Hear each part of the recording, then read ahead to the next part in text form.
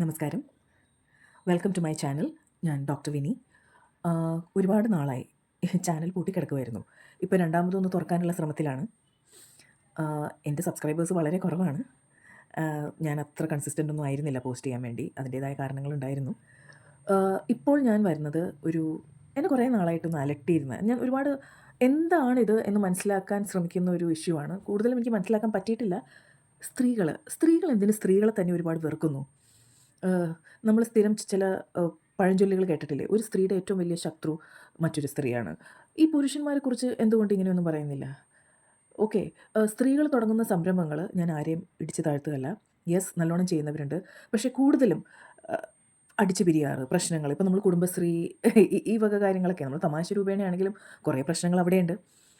In fact എൻ്റെ ഒരു സുഹൃത്ത് എന്നോട് പറഞ്ഞൊരു ടേമാണ് കോർപ്പറേറ്റ് കുടുംബശ്രീ. അതാണ് ഇപ്പോഴത്തെ പല ജോലി സ്ഥലങ്ങൾ, even IT fields.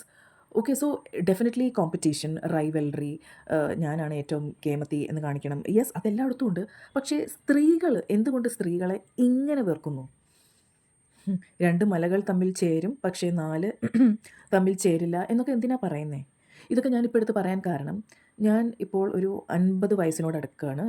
Around going to be 50. So ഒരു ഹാഫ് സെഞ്ചുറി അടിക്കുന്ന ഈ വേളകളിൽ ജീവിതത്തിലോട്ടൊന്ന് തിരിഞ്ഞു നോക്കുമ്പോൾ നമുക്ക് ഒരുപാട് റിഫ്ലക്ഷൻസ് വരുമല്ലോ. അപ്പോൾ ആ ഒരു റിഫ്ലക്ഷൻസ് എന്നുള്ള ഇതാണ് ഞാനിപ്പോൾ പറയാൻ ഉദ്ദേശിക്കുന്നത്. അതിൽ ഞാൻ തിരിഞ്ഞു നോക്കുമ്പോൾ എനിക്ക് പണി കിട്ടിയിട്ടുണ്ട് കുറേ പേരുടെ കയ്യിൽ നിന്ന്.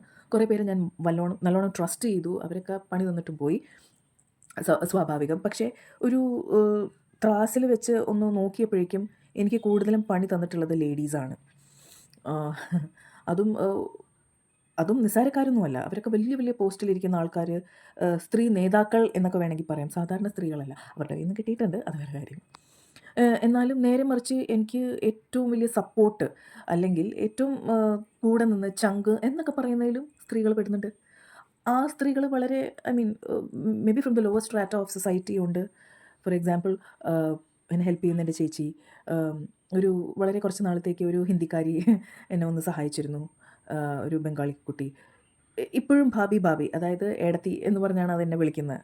ഒരു 2-3 മാസം തികച്ച് നിന്നിട്ടില്ല ഇവിടെ. പക്ഷെ അങ്ങനെ ചില ആൾക്കാരുടെ സ്നേഹം, സപ്പോർട്ട് ഇപ്പോഴും ഉണ്ട്. അതെന്താ അത്? അപ്പോൾ ഈ സ്ത്രീകൾ എന്തിന് സ്ത്രീകളെ ഇങ്ങനെ വെറുക്കുന്നു? ഇതിന് പിറകെ പോയപ്പോൾ എനിക്ക് കുറച്ച് കാര്യങ്ങൾ മനസ്സിലായി. അപ്പോൾ അത് നിങ്ങളുമായിട്ടൊന്ന് ഷെയർ ചെയ്യാം എന്നോർത്താണ്. ഓക്കെ. ഞാൻ ഒരു ടീച്ചറാണ്, ഡോക്ടറാണ്, മോട്ടിവേഷണൽ സ്പീക്കറാണ്, ഡാൻസറാണ്, ഒരുപാട് കാര്യങ്ങളാണ്. അതുകൊണ്ട് ഇടയ്ക്കിടയ്ക്ക് ഇപ്പോഴത്തെ ട്രെൻഡ് അനുസരിച്ച് കുറച്ച് മോട്ടിവേഷനും കുറച്ച് കാര്യങ്ങളും ഞാൻ നിങ്ങൾക്ക് പറഞ്ഞു തരാം. സോ എനിക്ക് ലേറ്റസ്റ്റും ഒരു മാസം മുമ്പ് ഒരു പണി കിട്ടിയത് ഒരു നല്ല ഉന്നത സ്ഥാനത്ത് നിൽക്കുന്ന ഒരു സ്ത്രീ നേതാവിൻ്റെ കയ്യിൽ നിന്നാണ്. So let's try to find out why do they do this? അവരെന്തുകൊണ്ട് ഇങ്ങനെ ചെയ്യുന്നു? ഒന്ന്, എനിക്ക് തോന്നുന്നത് സൊസൈറ്റി. അതായത് നമ്മൾ എന്തൊക്കെ പറഞ്ഞാലും, നമ്മളിപ്പോൾ പറയുകയാണ് ഫ്യൂഡലിസം പോയി, പണ്ടത്തെ ജന്മിമാരുടെ ഇത് പോയി, എല്ലാം പോയി, എന്തൊക്കെ പറഞ്ഞാലും ഇപ്പോഴും അതിൻ്റെ അംശങ്ങൾ ബാക്കിയുണ്ട്. അതായത് പണ്ട് സ്ത്രീകൾക്ക് മറക്കാൻ തന്നെ കരമടയ്ക്കേണ്ടി വന്നിരുന്നു. അതായത് they fought a lot to get where they are. പണ്ടും സ്ത്രീകൾ ഒരുപാട് ഉപദ്രവിച്ചിരുന്നു. ഇന്നും അത് നടന്നുകൊണ്ടിരിക്കുന്നുണ്ട്. പക്ഷേ സ്ത്രീകളെ ചവിട്ടി താഴ്ത്തുന്ന ഒരു പ്രവണത ഉണ്ട്.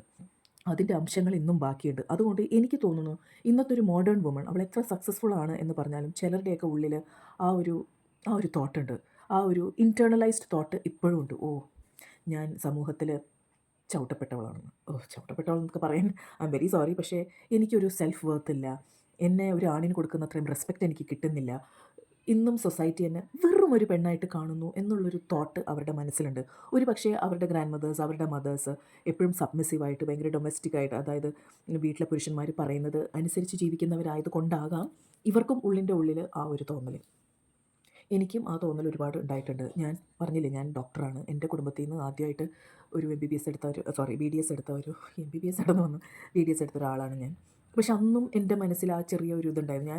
എനിക്കറിയാം, മെഡിക്കൽ കോളേജിൽ ഞാൻ പഠിച്ചുകൊണ്ടിരിക്കുമ്പോഴും അച്ഛൻ എന്നെക്കൊണ്ട് സകല വീട്ടുപണി ചെയ്യിപ്പിക്കുമായിരുന്നു. നടുവൊടിയാണ് വരെ പണിയെടുക്കണം. ബിക്കോസ് അതാണ് മെൻറ്റാലിറ്റി. കാരണം സ്ത്രീ എത്ര വലിയ പൊസിഷനിൽ ഇരുന്നാലും ശരിയല്ല, വീട്ടിലെ പണി എല്ലാം സ്ത്രീകൾ ചെയ്തിരിക്കണം. അപ്പോൾ എനിക്കൊരു ഇതുണ്ടായിരുന്നു, ഒരു സെൽഫ് ഡൗട്ട്. പിന്നെ ഞാൻ അത്യാവശ്യം നിറം കുറഞ്ഞതായിരുന്നു, ആൻഡ് വണ്ണം ഉണ്ടായിരുന്നു. അപ്പോൾ അതൊക്കെ എൻ്റെ മനസ്സിൽ അതായിരുന്നു അവർ ഫീഡ് ചെയ്ത് തന്നത്. അതായത് കല്യാണം ശരിയാവോ, ഇനി ഒരു ഡോക്ടർ ആയതുകൊണ്ട് അച്ഛന് കാശുള്ളതുകൊണ്ട് ചിലപ്പോൾ കല്യാണം ശരിയാവുമായിരിക്കും. That is what was fed in to me. So I thought, എന്തായാലും ഡോക്ടറായാലും എന്താ ഇത്തിരി വെളുത്ത് ഇത്തിരി മെലിഞ്ഞിരുന്നെങ്കിൽ. സോ ആ ഒരു സെൽഫ് ഡൗട്ട് എനിക്കുണ്ടായിരുന്നു. സം ലേഡീസ് ക്യാരിഡ് വിത്ത് ദം ത്രൂ ഔട്ട്. അതായിരിക്കാം ഇങ്ങനൊരു സംഭവം. അതൊന്ന്. പിന്നെ രണ്ടാമത്തത് അവർ ഉള്ളിൻ്റെ ഉള്ളിൽ അവർ കണ്ടുവന്ന ആ ജന്മിത്തരം, അതായത് ഞാനിപ്പോൾ പറയില്ലേ റെപ്ലിക്കേറ്റിംഗ് പാട്രിയാർക്കി എന്ന് പറയും. അതായത് അമ്മേനെ അച്ഛൻ തല്ലി തല്ലി തല്ലി തല്ലി, അതായത് കുടിച്ച് വന്ന് അച്ഛൻ അമ്മയെ ഒരുപാട് ഉപദ്രവിക്കുന്നു. ഇത് കണ്ടു വളർന്ന മക്കൾ ചിലപ്പോൾ ആൺകുട്ടികളാവാം, പെൺകുട്ടികളാവും, അവരുടെ ഉള്ളിൽ വയലൻസ് എന്നുള്ളൊരു ഫാക്ടർ കയറി വരും.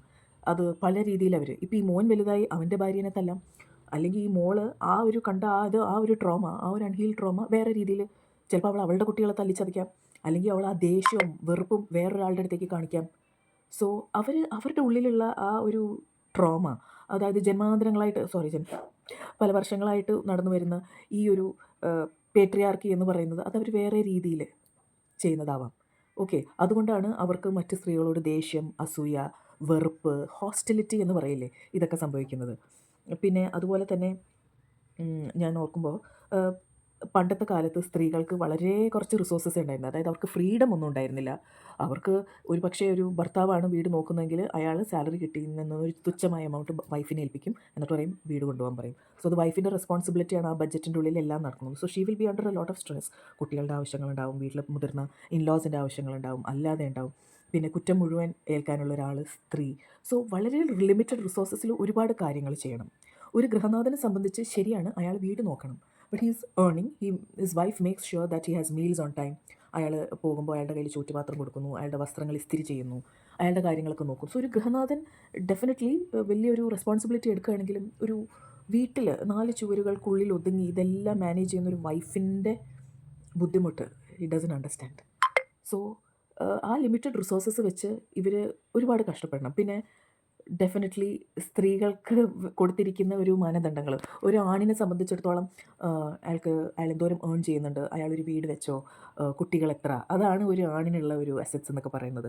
നേരെ മറിച്ച് സ്ത്രീകളോട് ചോദിക്കുന്നത്, I mean, how young do you look. ഓ, നിങ്ങൾക്ക് 50 വയസ്സായതുപോലെ തോന്നുന്നില്ല കേട്ടോ, നല്ലോണം സ്ലിം ആയിട്ടുണ്ടല്ലോ. അതായത് അവരുടെ അപ്പിയറൻസ്, അവരുടെ യൂത്ത്, അവരുടെ ബ്യൂട്ടി, ഇതൊക്കെയാണ്. അതായത് അവർക്കപ്പോൾ മറ്റ് സ്ത്രീകളോട് കുശുമ്പ് തോന്നാൻ കൂടുതൽ ഒരു കാര്യം വരും. ഫോർ എക്സാമ്പിൾ, ആണുങ്ങൾക്ക് കുശുമ്പില്ല എന്നല്ല, പക്ഷേ ഒരു നല്ല വണ്ണമുള്ള ഒരാൾ he's earning well, so he look at another man, he's also earning the same, പക്ഷേ അയാൾക്ക് നല്ലൊരു ഫിറ്റ് ബോഡി ഉണ്ട്. ഒരു ബോഡി ഉണ്ട്. ആണുങ്ങൾ ആ ഒരു മെൻറ്റാലിറ്റി പോകും. പക്ഷേ ഒരു ലേഡി അങ്ങനെയല്ലോ, അയ്യോ 3 കുട്ടികളുടെ അമ്മ, അവരിയ്ക്കുന്ന കണ്ടോ, ഞാൻ കണ്ടോ എങ്ങനെയാണ് ഇരിക്കുന്നതെന്ന്, എനിക്ക് 28 വയസ്സേ ഉള്ളൂ. ഇപ്പോഴും ആൾക്കാർ ചോദിക്കുക കുട്ടികൾ 2 ഉള്ളോ, കണ്ടാൽ പറയില്ല കേട്ടോ. സോ ഒരു സ്ത്രീയായിട്ട് താരതമ്യപ്പെടുത്തുന്നത് അവരുടെ ഫിസിക്കൽ അപ്പിയറൻസസ് വെച്ചാണ്. സോ ഇങ്ങനെയൊക്കെ വരുമ്പോഴേക്കും definitely ladies, they are definitely going to feel hostile. Okay, ഒരു കൂട്ടുകെട്ട് എന്ന് പറഞ്ഞ് തുടങ്ങിയത് കുറേ കഴിയുമ്പോഴേക്കും ഈഗോ വർക്കാവും, പ്രശ്നങ്ങളുണ്ടാവും. കാരണം ലേഡീസ് കൂടുതൽ ഇമോഷണലാണ്. അവർ മറ്റൊരു ലേഡീനെ കാണുമ്പോൾ ഓക്കെ, ഇവർ സംസാരിച്ചതിനെ ആക്കാൻ വേണ്ടി പറഞ്ഞാണോ, അവർ നല്ലോണം അണിഞ്ഞൊരുങ്ങി വരുന്നുണ്ടല്ലോ, എന്താണ് അവരുടെ ഉദ്ദേശം, അവർ ഭയങ്കര ഹാപ്പിയാണല്ലോ, അവർ ഈ പ്രായത്തിൽ ഡാൻസ് ചെയ്യുന്നുണ്ടല്ലോ. സോ അത് ചിലപ്പോൾ അവരോടുള്ള പേഴ്സണലി, ഒരു സ്ത്രീക്ക് മറ്റൊരു സ്ത്രീക്ക് പേഴ്സണലി ഗ്രഡ്ജൊന്നും ഉണ്ടാവില്ല, പക്ഷെ അവൾക്ക് സമൂഹത്തോടും അവരുടെ ഫ്രസ്ട്രേഷൻസും അവരുടെ ജീവിതത്തിലുള്ള പ്രശ്നങ്ങളും എല്ലാം കൂടെ നോക്കുമ്പോൾ അത് അവർക്ക് തീർക്കാൻ പറ്റുന്നത് മറ്റൊരു സ്ത്രീയിലാണ്. എനിക്ക് പരിചയമുള്ളൊരു ലേഡി എന്നോട് വന്ന് പറഞ്ഞിട്ടുണ്ട്, ഞാൻ നല്ല ചൂടായപ്പോഴേക്കും എൻ്റെ മാനേജർ വന്ന് എന്നോട് മാഡം ഒന്ന് മിണ്ടാതിരിക്കും മാഡം എന്ന് പറഞ്ഞപ്പോൾ ഞാൻ പിന്നെ മിണ്ടിയില്ല. എന്തുകൊണ്ട് അവർ മിണ്ടിയില്ല? അതൊരാണാണെന്ന് പറഞ്ഞതുകൊണ്ട് അത് അവർ മിണ്ടാതിരുന്നു. നേരെ മറിച്ച് ലേഡി സ്റ്റാഫിൻ്റെ അടുത്തേക്ക് ചാടിക്കയറുന്ന ഒരു ലേഡിയായിട്ടാണ് എനിക്ക് ഇവർക്ക് തോന്നിയിട്ടുള്ളത്. So may be that gender thing is the okay, men have to be respected, it's men എന്നൊരു പഴയ ഒരു ഫ്യൂഡലിസ്റ്റിക് പാട്രിയാർക്കൽ ഒരു തോട്ട് ഈ ലേഡീസിന് ഉണ്ടാവാം, അതുകൊണ്ടായിരിക്കാം. സോ ഇതാണ് കുറച്ച് reasons Y ladies behave the way they do.